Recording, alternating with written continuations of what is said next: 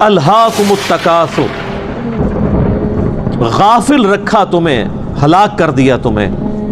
زیادہ مال جمع کرنے کی ہوس نے، حتی زرتم المقابر، یہاں تک کہ تم نے قبروں کا منہ دیکھا، یعنی مرتے دم تک مال مال مال مال، اینڈ کوئی نہیں ہے جب تک کہ قبر کی مٹی میں نہ جا کے مل جاؤ۔ کلا سوف تعلمون، ہاں ہاں تم جلد ہی جان جاؤ گے،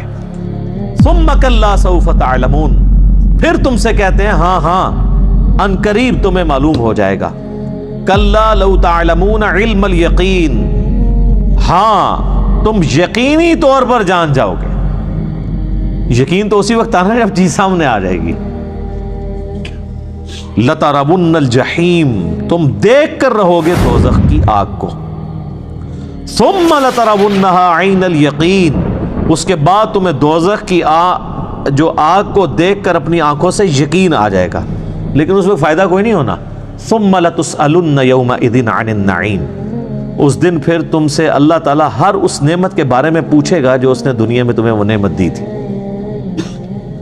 آنکھ، کان، عقل، یہ ساری چیزیں دی تھی، ان کو یوٹیلائز کر کے اللہ کی اطاعت کیوں نہیں اختیار کی؟ ایک ایک نعمت کے بارے میں پوچھا جائے گا۔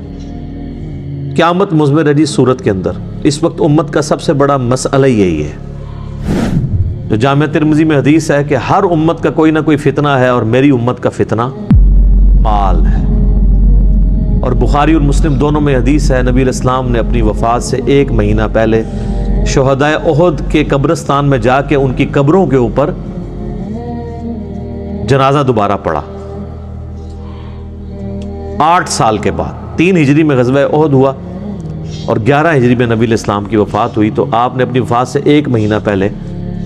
وہاں پہ خطبہ دیا۔ میں نے کربلا والے ریسرچ پیپر میں خطبہ ڈالا بھی ہوا ہے۔ آپ علیہ السلام نے قبرستان میں خطبہ دیا عبرت کے لیے کہ مرنے کے بعد سب نے ادھر ہی آنا ہے، چونکہ آپ بھی دنیا سے جا رہے تھے، آپ کو اللہ نے بتا دیا۔ اور حدیث کے الفاظ ہیں، عقبہ بن عامر کہتے ہیں کہ میں نے آخری دفعہ رسول اللہ کو ممبر پہ اسی دن دیکھا تھا، اس کے بعد میں نے حضور کو ممبر پہ چڑھے ہوئے نہیں دیکھا۔ آپ فرمایا لوگوں، اللہ تعالیٰ نے مجھے اپنا حوض کوثر یہیں پہ دکھا دیا ہے، اس وقت میرا ممبر میرے حوض کوثر پہ لگا ہے، میں تمہارا پیش رو ہوں، یعنی میں آگے جانے والا ہوں، تم میرے بعد میرے پیچھے آؤ گے۔ ظاہر ہے نبی علیہ السلام نے ایک دعوت کھڑی کی تھی، اتنی محنت سے اپنی ایک ٹیم تیار کی تھی، اب دنیا تو ظاہر ہے ہر بندے نے چھوڑ کے جانا ہے، تو آپ کو یہ ٹینشن بھی تھی کہ میں جو پیچھے لوگ چھوڑ کے جا رہا ہوں ان کو آخری درجے تک وصیت کر جاؤں کہ میرے بعد تمہیں خطرہ کن کن چیزوں سے۔ آپ نے فرمایا مجھے اپنے بعد تم سے یہ ڈر نہیں کہ تم دوبارہ سے بت پرستی میں مبتلا ہو جاؤ، شرک کرنے لگ پڑو، یہ تو مجھے کانفیڈنس ہے کہ تم، یعنی اپنے صحابہ کے بارے میں آپ کو ایک گارنٹی تھی، تربیت یافتہ جو لوگ تھے، کہ یہ شرک میں مبتلا نہیں ہوں گے، البتہ مجھے یہ ڈر ہے کہ تم میرے بعد دنیا کے مال میں پھنس جاؤ گے اور دنیا کے خزانے تمہارے لیے کھول دیے جائیں گے۔ نبی علیہ السلام نے تو اپنی وفات تک فقر ہی دیکھا تھا۔ بخاری اور مسلم دونوں میں حدیث ہے، اما عائشہ کہتی ہیں کہ نبی علیہ السلام کی وفات تک ہماری یہ حالت تھی، بعض اوقات 1 مہینہ، بعض اوقات 2، بعض اوقات 3 مہینے تک ہمارے گھر میں چولہا نہیں جلتا تھا، کوئی پکانے کے لیے چیز نہیں ہوتی تھی، 2 کالی چیزوں پہ گزارا ہوتا تھا، ایک کھجور اور دوسرا پانی، اور کھجوریں بھی کوئی ٹنو ٹن نہیں، 2 کھجوریں اور ایک میٹھا پانی کا پیالہ صبح کے وقت، اور 2 کھجوریں اور 1 پانی کا پیالہ میٹھا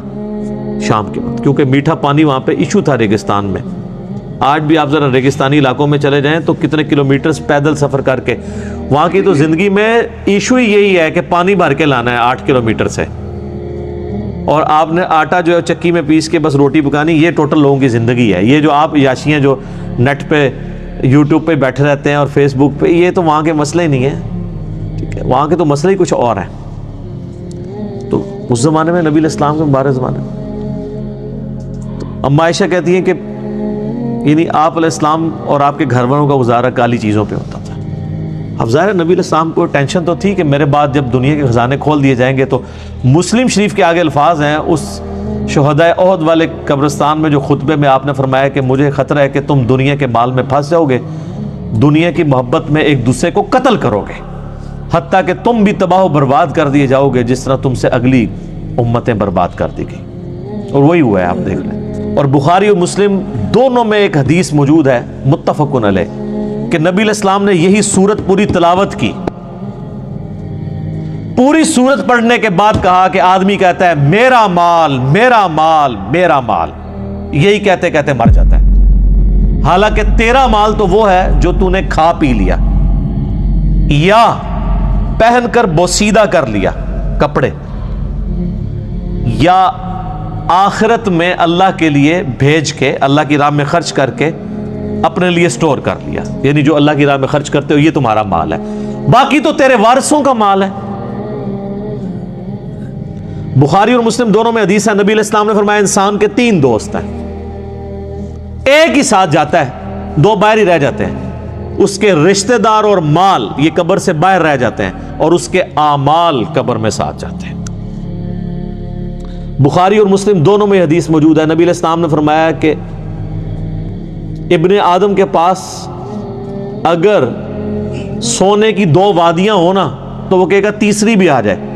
اس کا پیٹ صرف قبر کی مٹی بھرے گی۔